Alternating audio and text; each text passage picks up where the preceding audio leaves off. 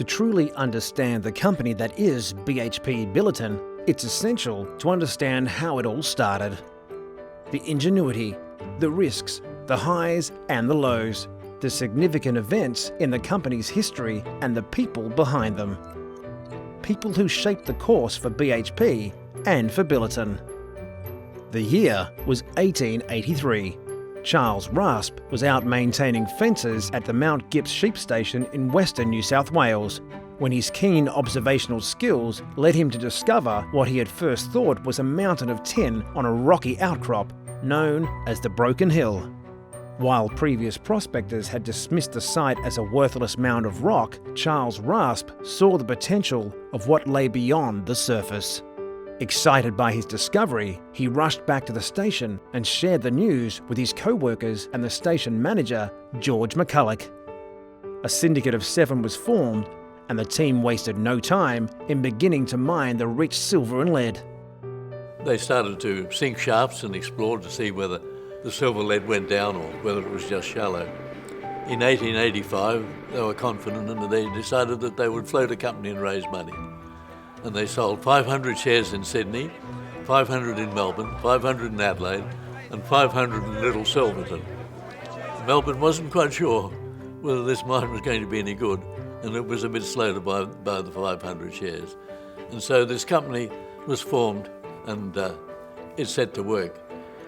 By 1890, it was one of the major mining companies in the world, paying £1 million in dividends in a year, which was a huge sum, and employing a very large workforce with a deepening mine and an open cut at Broken Hill, silver lead smelters at Broken Hill, a large population then by 10 or 15,000 living on the plains around the Broken Hill. Of course, BHP is only one half of this story. Equally important is the story of Billiton, whose beginnings were perhaps a little more deliberate. In 1851, 2 Dutchmen with grand names, Vincent Guldenmeester, Baron van Tulvan Saruskirken, and John Francis Loudon, together with their party, discovered a rich supply of tin at Billiton Island, or Billiton, in western Indonesia.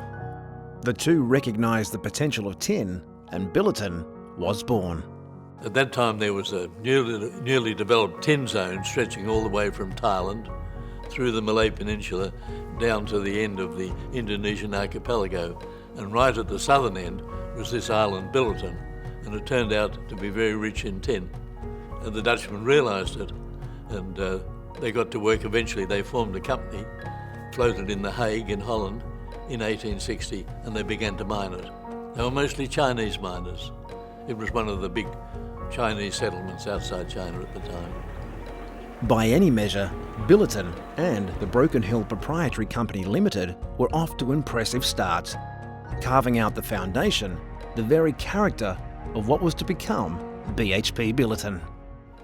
All this magnificent pageant of mining achievement, together with the romance of courage, skill and determination on the part of pioneers, scientists and companies, is crystallised in one short name, Broken Hill. While the directors of the Broken Hill Proprietary Company Limited were quickly developing their business acumen, they soon acknowledged the specialist expertise required to expand the fledgling company. These were, after all, sheep farmers, and mining was a whole new world. The directors started a practice that was highly unusual at the time. They searched far and wide to find the best people to run the company, to drive innovation and establish best practice. They made one of the great decisions in Australian industrial history. The directors of this brand new little company said, we'll go to the United States. We'll go to the best mines in the United States and we'll see if we can steal the best men.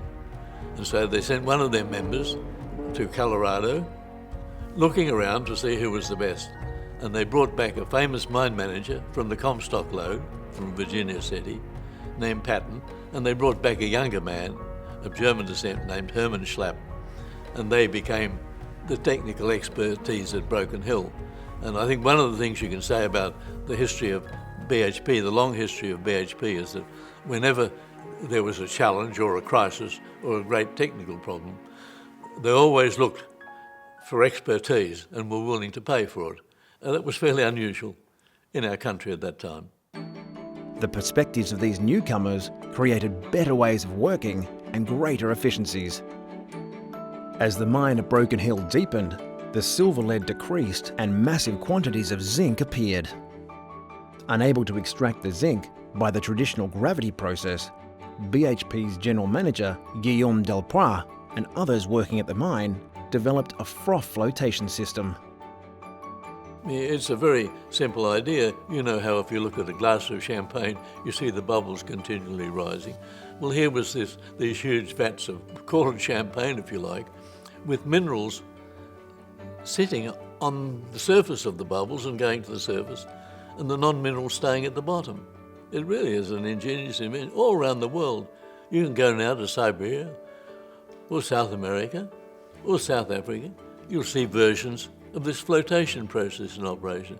It's one of the great inventions in the history of metallurgy, and it was largely invented at Broken Hill, and BHP was one of the front runners in the many, many inventions which were necessary before you perfected this strange process. And this was a way of saving the zinc, and suddenly Broken Hill became a large zinc producer as well as producer of silver and lead. So that Broken Hill became, if you like, a kind of laboratory where everyone was doing experiments. BHP, the biggest company, of course. Yeah. Finding an ore body is very important, finding a rich deposit.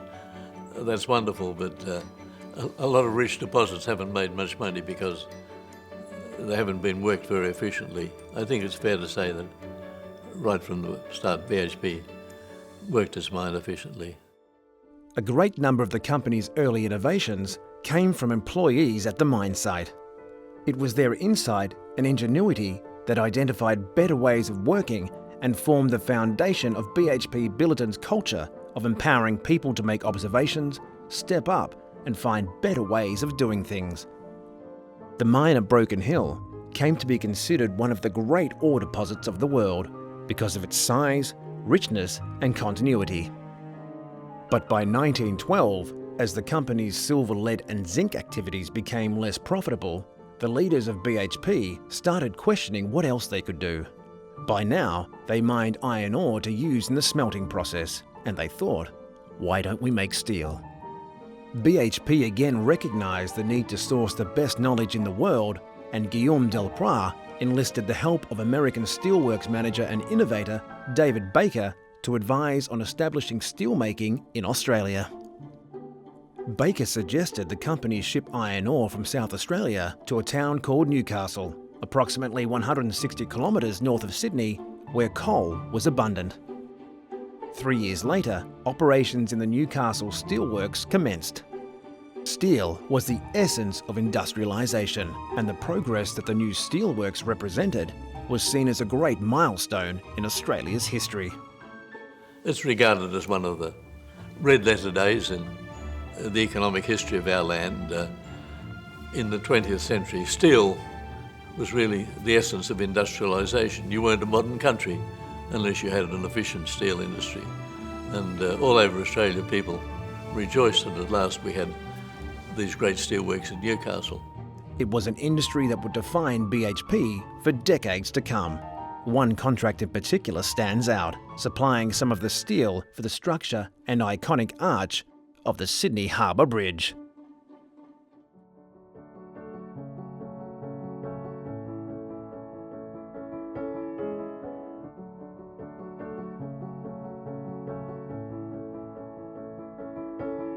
While Australia embraced its surging industrialisation, the Depression and World War II would change the country's economic landscape. BHP's leadership and capacity for innovation quickly saw the company positioned front and centre of Australia's efforts during these difficult times. In 1921, Australian-born Essington Lewis, who had risen from mining engineer to steelmaker to mine manager, then became general manager of BHP. Lewis was known for his incredible work ethic. "I am work" was his mantra. He embarked on many fact-finding missions around the world, always looking for ways BHP could capitalise on the opportunities of a rapidly changing business environment. He used to buy very good suits, but he filled his pockets with so many notebooks that the suits in no time looked rather ragged. It was really a sign to the employees he met, especially to the heads of industrial plants, that they really had to know everything, because if they didn't, he would tell them what was happening in their own business. A very old-fashioned way of doing work, but I think people respected him. Well ahead of his contemporaries, and with a keen analytical mind, Lewis returned from a trip to Japan convinced the country was preparing for war, posing a threat to Australia. He went to Japan in 1934, and to his astonishment, he had an appointment to go to the steelworks. Here's Japan arming itself, and we may ultimately be one of the targets. In 1936, the Commonwealth Aircraft Corporation was established. Initiated by Lewis, it brings together BHP, the Orient Steam Navigation Company, General Motors Holden, and 3 other organisations. The corporation produced the first military aircraft in Australia, known as the Wirraway, and demonstrated the willingness of BHP to rise to a challenge.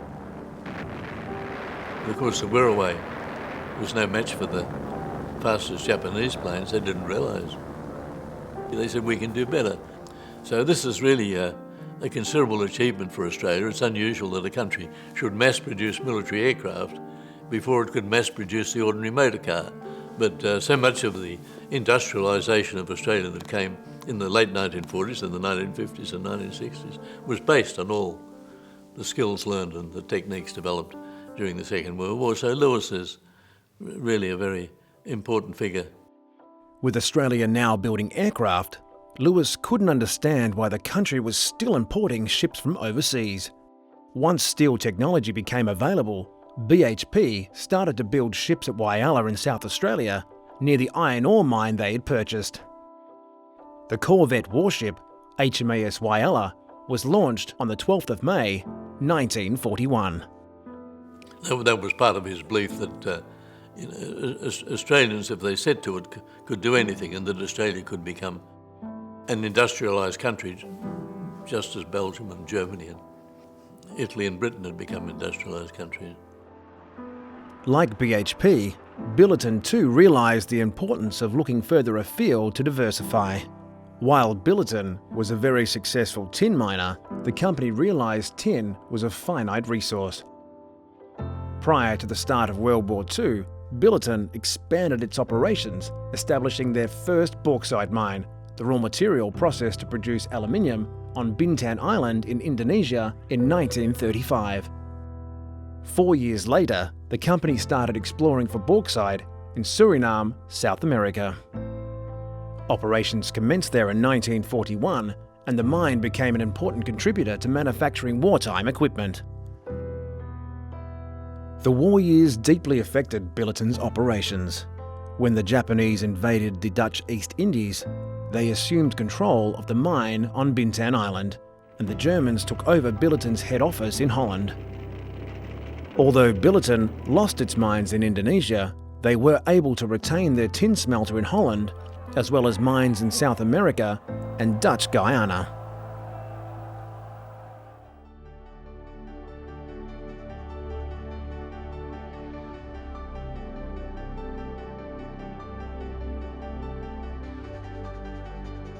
With the war over, BHP's iron ore, coal and steel were underpinning the rapid development of modern infrastructure, bridges, buildings and railways. Likewise, Billiton's minerals and aluminium were building the cars and consumer goods that industrialised economies needed as national incomes rose. As demand for modern communications, machines and energy grew, both companies asked once again, what's next?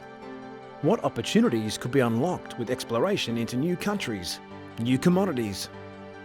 In the 1960s, Australia had no oil, a huge disadvantage in the age of cars, trucks and aircraft.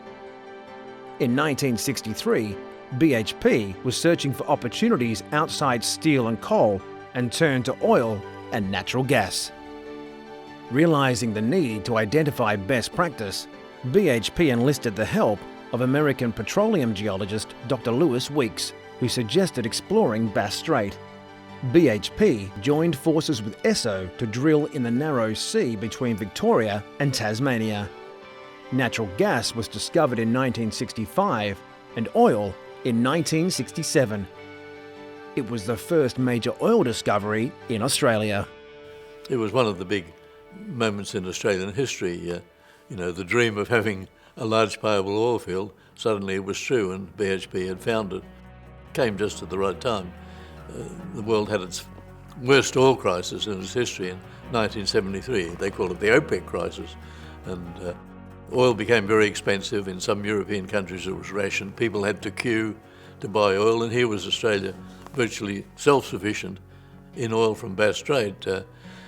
In the early 1970s, we prospered.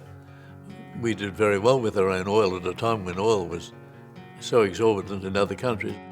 My own view is that the discovery of oil in Bass Strait did more for the standard of living in Australia in the following 10 years than the sum total of all the legislation passed by the Australian federal and state parliaments. Also in the 1960s, the Pilbara in northwestern Australia was opening up. BHP realised there was an opportunity to become a significant iron ore exporter instead of consuming virtually all of its own iron ore resources. The mining town of Newman was established in the 1960s, and in 1969, the first shipments of iron ore left Newman, travelling 426 kilometres by rail to Port Hedland. Welcome to my office. It's about 2.5 billion years old, it's about 6 k's long and 1.75 k's wide. I'm standing here right at the very bottom of the place at the moment, and we're about 240 metres below the natural ground surface. By the time this mine's finished, this surface will have gone down yet another 120 metres below where I'm standing. BHP's ability to adapt to the needs of a rapidly changing world was paying off. However, its capacity for transformation had only just begun.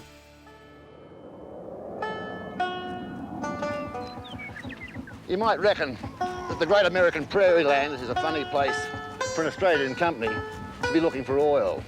It's 100 degrees in the shade in the summer and 20 below in the winter. Known throughout the country as the Big Australian, globally, BHP's interests were very small.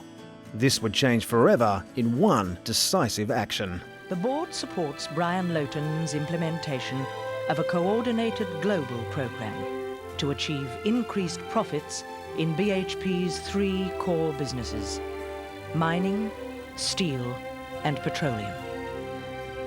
With the acquisition of Utah International from General Electric in 1984, BHP became a major global minerals company. The purchase extended BHP's operations into the United States, Brazil, Canada, and Chile. And with the addition of operations in Queensland's Bowen Basin, it became one of the world's major coal exporters. The acquisition of Utah International included the Escondida copper prospect, discovered in 1981, which BHP developed into the Escondida mine that was commissioned in 1990. Escondida ultimately became the largest copper mine in the world. Then in 1985, BHP acquired the US Energy Reserves Group and Monsanto's oil and gas interests. The move strengthened BHP's presence in the United States, which is today home to the head office of the company's global petroleum business in Houston, Texas. For BHP, it was an exciting time of acquisitions and growth into new areas.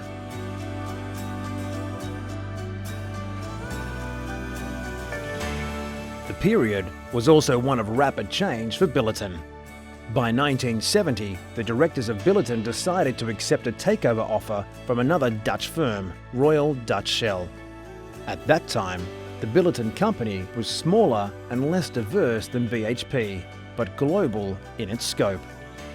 In 1994, South African company Gencor was looking to expand and bought most of Billiton's mineral assets, including ventures in gold, nickel, copper and zinc. By 1997, the directors of Gencor had agreed to a massive reorganisation. They bundled together the company's assets and floated them on the London Stock Exchange. Needing a name for the company, they decided on Billiton due to its reputation and history, and so the company came to life again as Billiton plc. By the end of the century, both BHP and Billiton had emerged as major players on the world stage. Billiton was no longer at Billiton Island and BHP no longer at Broken Hill, and both would soon realise the rich opportunities of becoming one company. BHP and Billiton merged on the 29th of June 2001, forming one of the world's largest diversified resources companies. Assets that were brought in by Billiton were strongest in the aluminium industry, in the mining of bauxite, the refining of alumina, and in the smelting of aluminium, but of course it had a great variety of other assets. BHP's big assets that came into the merger were the huge iron ore business in the Pilbara, the great coal export trade in the Bowen Basin, the huge copper deposit being developed in Chile, and of course a variety of other adventures, not least oil, BHP by then being interested in oil in many parts of the world. So these two very different companies came together in 2001 under a common name, listed on the London and the Australian stock exchanges. The Australian government, of course, had to give approval to the merger, and it was very eager that the head office of this new giant mining company should be in Australia. And so the head office remained in Melbourne, and this company with assets all over the world set to work to make one where previously there were two. Acquisitions throughout the 2000s continued to strengthen BHP Billiton's portfolio. In 2005, the acquisition of WMC Resources, which included the Olympic Dam ore body, meant BHP Billiton became the world's second largest copper producer and the third largest nickel producer. And in 2011, BHP Billiton further expanded its horizons with an entry into the United States shale business by acquiring Fayetteville Shale, followed by Petrohawk Energy's natural gas and liquid-rich shale asset.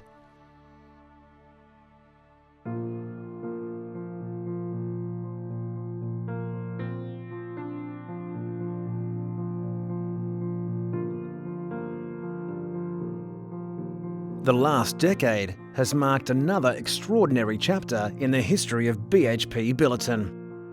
It is a chapter characterised by a united vision and strategy for the future, and one that saw BHP Billiton perfectly positioned to capitalise on unprecedented commodity growth in the early 21st century. For more than a decade, our strategy has remained the same: to own and operate large, long-life, low-cost, expandable, upstream assets, diversified by commodity, geography and market. This strategy has underpinned the most recent milestone in BHP Billiton's history, the demerger of assets to form a new organisation, South32, in 2015. This decision simplified the BHP Billiton portfolio in one significant step and enabled the company to focus on a four-pillar strategy of coal, iron ore, copper and petroleum, with a potential fifth pillar in potash. Throughout BHP Billiton's rich history, it is our people who have driven us to realise our potential. People who are as diverse as the communities and cultures they represent. And what unites us are our values, set out in our guiding principles, the BHP Billiton Charter. It's the way we do business today, it's how we're going to do business in the future, and the way in which we're going to get there.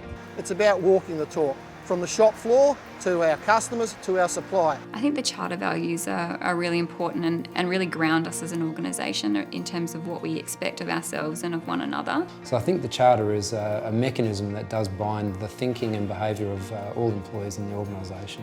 We've empowered people to focus in and hone in on what matters the most to drive success.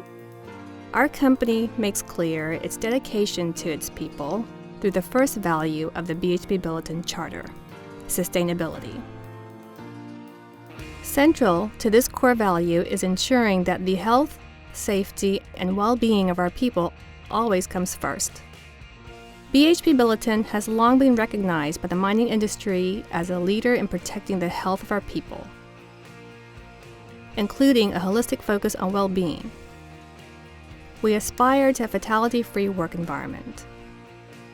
Ensuring our people go home safe and healthy at the end of each day lies at the heart of our charter values.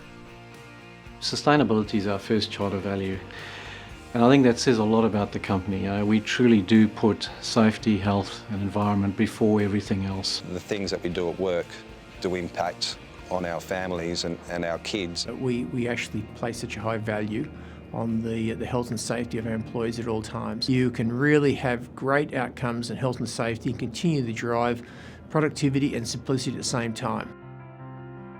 Consistent with our charter values, we believe environmental responsibility has two components. Firstly, to understand and minimize our impacts, and secondly, to contribute more broadly as environmental stewards. BHP Billiton was one of the first mining companies to prohibit exploration or mining in World Heritage areas, and the first to prohibit the disposal of tailings into riverine or marine environments. We continue to look for ways to drive energy efficiency, develop and deploy low-emission technology, and adapt to the impacts of climate change. It automatically registered with me. I just thought that this is something that I can get a genuine value add in terms of contributing to the science and contributing to the environment, and it's all in alignment with what BHP Billiton stand for. This project and partnership represents an innovative approach where private companies play a key role in addressing the challenges of biodiversity conservation. You know, it's a great feeling to be involved with a company that seriously cares about the environment. Being part of this partnership makes you feel really proud. It's an enormous contribution to the conservation efforts in Chile. Our charter value of sustainability also underpins our approach to communities. From the earliest possible stage of a project's life, BHP Billiton engages with local communities to understand local needs, resources, and to build strong relationships for the long term. Since 2001, BHP Billiton has committed to investing 1% of pre-tax profits in communities in the areas of economic development, education and training, health and environment programs, Indigenous community support, and disaster relief. Making a contribution here, it's something that I really enjoy. It brings the sense of purpose that we talk about in our values. It's also recognising that the people who work in the organisation is committed to the work that we do in our community and Indigenous affairs space. It's really important that we consider sustainability in everything that we do so that we can help drive lasting benefits for the communities in which we operate. For many years, we have been developing and contributing to industry, communities and economies across the globe. Today, we are recognised for our role in creating economic and social stability. Each year, tens of billions of dollars are contributed to local economies in the form of wages, taxes, royalties, and the purchase of goods and services. Perhaps the greatest contribution is the role our commodities play in economic growth and development, reducing poverty and improving living standards around the world. Access to commodities is crucial for construction materials, consumer goods, agriculture, and affordable energy. We are proud of the role we play in supporting global development. No longer simply the big Australian, BHP Billiton has evolved over many decades as a global player with employees in every corner of the world. And those origins of looking beyond the surface, of innovation, of asking what's next, seeking the best of the best, remain at our core. This is who we are. This is our contribution to the world. This is BHP Billiton.